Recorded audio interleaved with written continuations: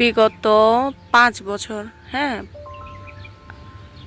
এই যে দেখেন এদিকে একটা টিয়া পাখি আসছে, ওই যে পড়ে গেছে, দেখা যাচ্ছে নাকি কে জানি, একটু বড় করে দেখাই, দেখা যাচ্ছে এই যে, এই তো এই তো এই তো এই তো, এই যে নড়ছে, বসে আছে, এই যে এই যে, কোথা থেকে টিয়া পাখি আসলো জানি না, পড়ে গেছে, পড়েই খাচ্ছে, অনেক সুন্দর লাগছে। তো যেটা বলছিলাম আর কি, পাঁচ 5টা রোজা পেয়েছি আমি, মানে 5 বছর, 5টা রোজা বলছি, সরি, 5টা ঈদ পেয়েছি এবারে সহ 6টা। এবারের মতো মানে ঠান্ডা ঠান্ডা রোজা কেটে যাওয়া আর আগে কখনো হয়নি, এই গরমের দেশে তো বিশেষ করে নাই। তো এবছর রমজানটা মাশাল্লাহ দিলে অনেক ভালোই কাটছে, একদম ঠান্ডা ঠান্ডা, না আছে কোনো প্রকার গরম, না আছে কোনো প্রকার পানির পিপাসা, এই আর কি। আলহামদুলিল্লাহ অনেক ভালো লাগছে, একদম ঠান্ডা ওয়েদার, আজকে একটু রোদও সেইভাবে উঠেনি, একদম ঠান্ডা। আসসালামু আলাইকুম ওয়া রাহমাতুল্লাহি ওয়া বারাকাতুহু। বরাবরের মতো আবার একটি নতুন ব্লগ ভিডিও দেখার জন্য আপনাদের সবাইকে ওয়েলকাম জানাচ্ছি। দূরে বা কাছে যে যেখান থেকে আমার আজকের ব্লগ ভিডিওটি দেখছেন, আশা করি সবাই অনেক ভালো আছেন। তো ভিডিও শুরুতে দেখতেই পেলেন মাশাআল্লাহ খুবই সুন্দর ওয়েদার ছিল। তো আলহামদুলিল্লাহ এবছরের রোজার মতো শান্তি আগে মানে হয়নি আমি বলবো, কারণ অন্যান্যবার রমজানগুলোতে প্রচুর গরম ছিল। এই 2025 সালের রমজান মানে এত ঠান্ডা ঠান্ডা কেটে যাচ্ছে কি বলবো, ভাবতেই পারিনি। আমি তো অনেক ভয়ে ছিলাম যে প্রচুর গরম পড়বে। তো যাই হোক, এতগুলো টমেটো দেখতে পেলেন, এগুলো আমাদের কাস্টমার পাঠিয়েছে আমাদের জন্য। তো অনেকে বলে আরবি খারাপ, আবার অনেকে বলে ভালো। আসলে সত্যি বলতে ভালো খারাপ নিয়েই মানুষ।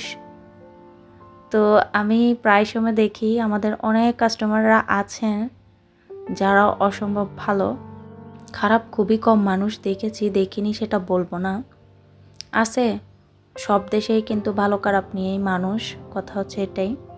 তো যাই হোক, এপাশে আমি ঈদ স্পেশাল ডেজার্ট রেসিপি আপনাদের সাথে আজকে শেয়ার করব, আশা করি ভালো লাগবে। তো ডেজার্টটি তৈরি করার জন্য প্রথমে লাগবে হচ্ছে কনডেন্স মিল্ক। তো আমি দোকান থেকে আর না এনে বাসায় তৈরি করে নিয়েছি। তো এখানে কনডেন্স মিল্ক কীভাবে তৈরি করেছি সেটা একটু বলে দিই।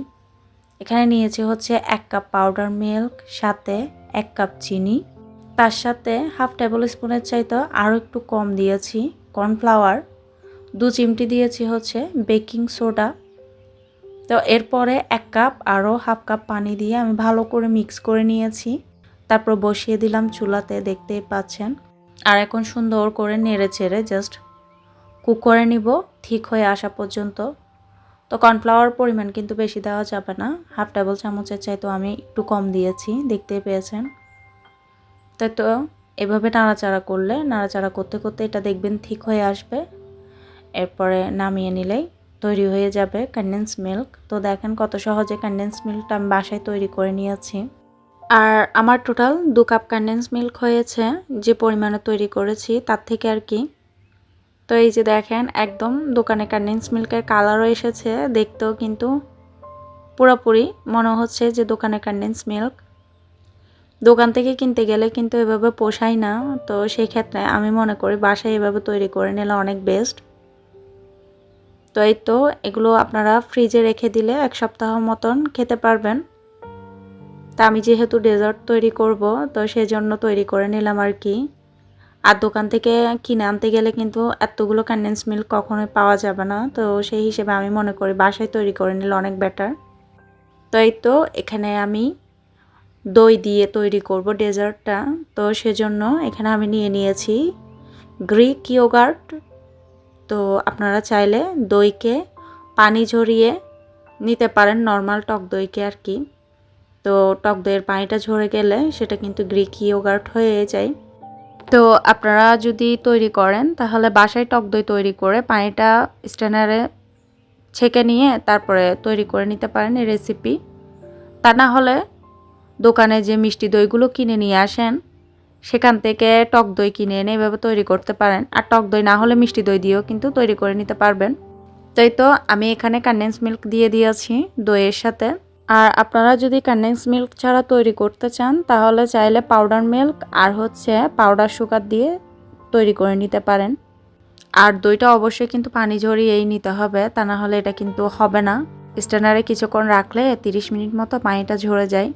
তো এরপরে আমি দেখতেই পাচ্ছেন প্রথমে 1 কাপ কনডেন্স মিল্ক দিয়ে ভালো করে মিক্স করে নিয়েছি। তারপর আমার কাছে মিষ্টিটা একটু কম মনে হয়েছে, সেজন্য আমি আরও 1.5 টেবিল চামচ পরিমাণ কনডেন্স মিল্ক দিয়ে আবারও মিশিয়ে নিয়েছি। তো এরপরে আপনারা চাইলে এখানে ভ্যানিলা এসেন্স দিতে পারেন, তা না হলে এলাচির গুঁড়াও দিতে পারেন, বাট আমি এগুলো দিইনি। আমি এভাবেই তৈরি করে নিলাম। দেখেন জাস্ট দুটো উপকরণে কিন্তু তৈরি করে নিয়েছি। তো এরপরে আমি কেকের মোল্ডে নিয়ে নিয়েছি, আর মোল্ডটার মধ্যে আগ থেকে আমি একটু ঘি ব্রাশ করে নিয়েছিলাম। আর এই তো এরপরে আমি যে দইটাকে ভালো করে মিক্স করে নিয়েছিলাম, তো সেটা দিয়ে এখন স্টিম করে নিব। আর স্টিম করার আগে আমি এটার মধ্যে দিয়ে দিচ্ছি ফয়েল পেপার। আপনারা চাইলে যে কোনো বাটির মধ্যেও বসিয়ে নিতে পারেন। জাস্ট একটু খেয়াল রাখবেন উপরের দিকে যাতে স্টিমের পানিগুলো দইয়ের মধ্যে না পড়ে আর কি, তাহলে একটু ভেজা ভেজা হয়ে যাবে। তাই তো আমি এটা দিয়ে দিয়েছি। সবসময় পুডিং তৈরি করেন বা এরকম তৈরি করলেও যে কোনো স্টিম ডেজার্ট তৈরি করলে এভাবে দিয়ে দিবেন একটা উপরের দিকে ঢাকনা হিসেবে, তাহলে স্টিমের যে পানিটা আছে সেটা কিন্তু উপরের দিকে পড়বে না। তাই তো এরপরে আমি এটাকে নামিয়ে ঠান্ডা করে নিয়েছি নর্মাল টেম্পারেচারে। এরপর কিন্তু ফ্রিজে রেখেছিলাম, ফ্রিজে রেখে ঠান্ডা করে তারপর আমি মোল্ড আউট করেছি। আর এতে দেখেন কতটা সুন্দর হয়েছে। তো আমি এখন একটু ডেকোরেশন করে নিচ্ছি। আপনারা চাইলে আপনাদের মন পছন্দের জিনিস দিয়ে ডেকোরেশন করতে পারেন। অনেকে গোলাপের পাপড়ি, এরপর হচ্ছে পেস্তা বাদাম দিয়ে ডেকোরেশন করে। তো আমার গোলাপের পাপড়ি আছে, বাট কালারটা একটু চেঞ্জ হয়ে গেছে, সেজন্য আমি দিইনি। আর পেস্তা বাদামও আছে, বাট পেস্তা বাদাম দিয়ে আমাকে খেতে ভালো লাগে না। পেস্তা বাদামটা আমি সচরাচর এমনি খাই, এমনি খেতে ভালো লাগে, যেটা সল্টি আছে সেটা। তো সেজন্য আমি দিলাম না। আর আমি জাফরান আছে, জাফরান দিয়ে আমি ডেকোরেশনটা করে নিচ্ছি একদম সহজভাবে। আপনারা আপনাদের মন পছন্দ অনুযায়ী করে নিতে পারেন। তাই তো ডেকোরেশন করে নিয়েছি, দেখেন কতটা সুন্দর লাগছে। আর এটা আমি কেটেও দেখাবো ভেতরটা কেমন হয়েছে। তো এটা তৈরি করার পরে খাওয়ার পরে বুঝবেন আপনারা এটার টেস্ট কেমন। বাট আমার কাছে যেমন লেগেছে সেটা আমি একটু বলি। আমার কাছে এটা খেতে মনে হয়েছে মিষ্টি দইয়ের মতো, আবার লেগেছে হচ্ছে ছানার যে সন্দেশগুলো থাকে, ফ্রেশ ছানার সন্দেশ তেমনটাই। আপনারা চাইলে এটা বাসায় ট্রাই করতে পারেন।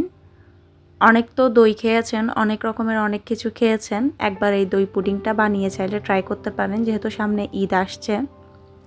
তো ট্রাই করলে কিন্তু মন্দ হবে না। আর দ্বিতীয়ত চাইলে ইফতারের টেবিলেও এরকম একটা ডেজার্ট রাখতেই পারেন, খেতে কিন্তু অসম্ভব ভালো লাগে যে কোনো ইফতারের টেবিলে ডেজার্ট আইটেম থাকলে আর কি। তা আলহামদুলিল্লাহ খেয়ে ভালো লেগেছে। আর এই পাশে আজকে 20 রমজানের ইফতার এটা। তো আজকে একদম চিন্তা ভাবনা করছি যে খুবই হেলদি একটা ইফতার তৈরি করব। তো সত্যি বলতে মানে কি বলবো, ভাজা পোড়া এত বেশি খাওয়া গেছে, তো পরে পরে কিন্তু আর ভাজা পোড়া খেতে ইচ্ছে করছে না। আর নর্মালি এমনিতেই রমজান মাসে আমরা 15-16টার পর থেকে আর ভাজা পোড়া খাই না। তখন পর থেকে আর কি 15-16 রমজানের পর থেকে চেষ্টা করি ভাত রান্না করতে, তা না হলে রুটি এরকম জাতীয় মানে একটু একটু হেলদি খাবার খাওয়ার চেষ্টা করি, কারণ ভাজা পোড়া খেতে খেতে একদম বিরক্ত এসে যায়, যেটা সত্যি কথা। তাই তো সেজন্য আমি এখানে তৈরি করে নিচ্ছি খিচুড়ি।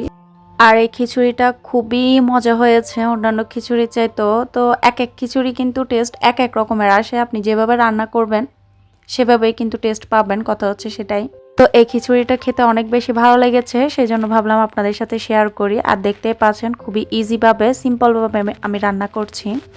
তো প্রথমে নিয়ে নিয়েছি টমেটো কুচি, পেঁয়াজ কুচি, রসুনকে একটু গ্রেট করে নিয়েছি, সাথে নিয়েছি কাঁচামরিচ। কাঁচামরিচগুলো আমি একটু ভেঙে দিয়েছি। এরপরে তার সাথে আমি অ্যাড করে দিয়েছিলাম হচ্ছে চাল, আর চালটাকে আমি আগ থেকে পানিতে ভিজিয়ে এরপরে এখানে অ্যাড করেছি। তার সাথে দিয়েছি 2 রকমের ডাল। আপনারা চাইলে 2-3 রকমের যেমন ইচ্ছা তেমন দিতে পারেন ডাল। আমি মুগ ডাল আর হচ্ছে মসুর ডাল দিয়েছি। এরপরে অল্প করে তেল দিয়েছি, তেলের পরিমাণ কম দিয়েছি প্রথমে, শেষের দিকে আর অল্প দিব সেজন্য। তারপর আমি এখানে অ্যাড করে দিয়েছি কিছুটা গুঁড়া মশলা। গুঁড়া মশলার মধ্যে দিয়েছি হচ্ছে হলুদের গুঁড়া, প্রায় 1 থেকে 1.5 চা চামচ পরিমাণ দিয়েছি, হিসেব করে দিয়েছি আর কি, যতটুকু চাল ডাল দিয়েছি সেই অনুযায়ী। এরপরে 1 চা চামচ পরিমাণ ধনিয়া গুঁড়া, 1 চা চামচ পরিমাণ জিরার গুঁড়া, হাফ টিস্পুন পরিমাণ দিয়েছি গরম মশলার পাউডার, তারপরে লাল মরিচের গুঁড়া দিয়েছি হাফ টিস্পুন পরিমাণ। তো এগুলো দিয়ে তারপর আমি ভালো করে মিক্স করে নিচ্ছি।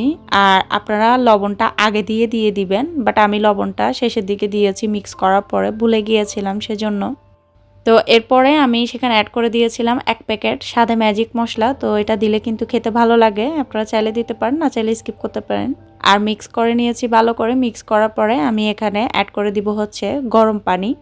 তো চালটাকে কিন্তু ভালো করে মিক্স করার চেষ্টা করবেন, আর এমনভাবে মিক্স করবেন যাতে করে চালটা ভেঙে না যায়।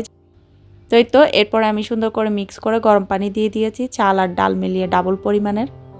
তারপর রান্না করে নিব। সব শেষে একটু ফোড়ন দিব। তো আমি ফোড়নটা দিব হচ্ছে তেল অল্প করে, সাথে ঘি অল্প, তার সাথে চিকন জিরা, নর্মাল জিরা যেটা আছে সেটা, তার সাথে পেঁয়াজ কুচি। তো এগুলো দিয়ে ভালো করে একটু ভেজে নিব, ব্রাউন কালার করে আর কি। তারপর ভাতের উপরে দিয়ে দিব, তার সাথে ধনিয়া পাতা দিয়ে 5-10 মিনিট দমে রাখলে কিন্তু তৈরি হয়ে যাবে মজাদার খিচুড়িটা। তো এই তো আলহামদুলিল্লাহ আমাদের ইফতার দেখতেই পাচ্ছেন, হেলদি ইফতার। তো কথা বলতে বলতে ভিডিও শেষ প্রান্তে চলে এসেছি। যারা যারা আজকে চ্যানেলটা ভিজিট করছেন তাদেরকে অনুরোধ করব, ভিডিও ভালো লাগলে প্লিজ চ্যানেলটা সাবস্ক্রাইব করে আমার এই ছোট্ট পরিবারের সদস্য হবেন। আর সবাইকে অনুরোধ করব প্লিজ লাইক না করলে একটি লাইক করে দিবেন। সেই সাথে অবশ্যই কমেন্ট বক্সে কমেন্ট করে জানাবেন আমার ভিডিও কেমন লাগলো। তো আজকের মতো বিদায় নিচ্ছি, সবাই ভালো থাকবেন, টাটা, আল্লাহ হাফেজ।